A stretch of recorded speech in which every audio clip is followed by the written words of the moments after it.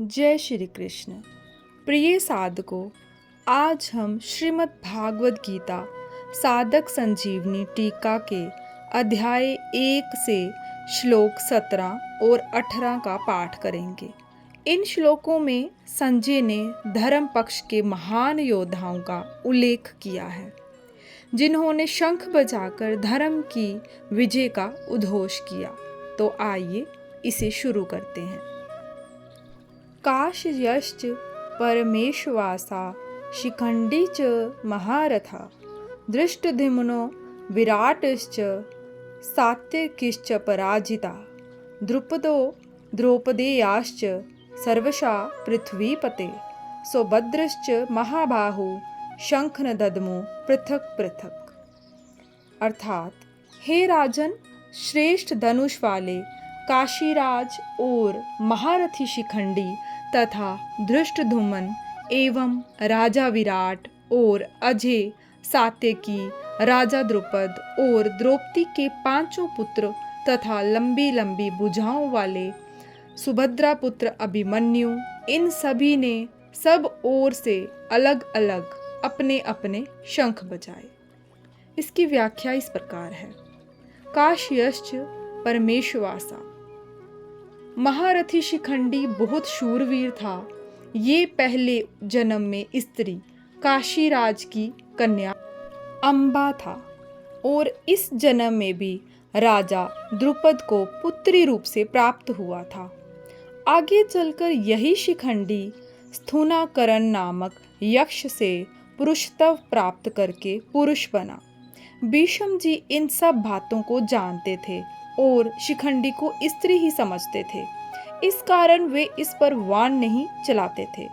अर्जुन ने युद्ध के समय इसी को आगे करके भीष्म जी पर वाण चलाए और उनको रथ से नीचे गिरा दिया। अर्जुन का पुत्र अभिमन्यु बहुत शूरवीर था। युद्ध के समय इसने द्रोण निर्मित चक्रव्यूह में घुसकर अपने पराक्रम से बहुत से वीरों का संहार किया। अंत में कौरव सेना के 6 महारथियों ने इसकी अन्यायपूर्वक घेरकर इस पर शस्त्र अस्त्र चलाए। दुशासन पुत्र के द्वारा सिर पर गदा का प्रहार होने से इसकी मृत्यु हो गई।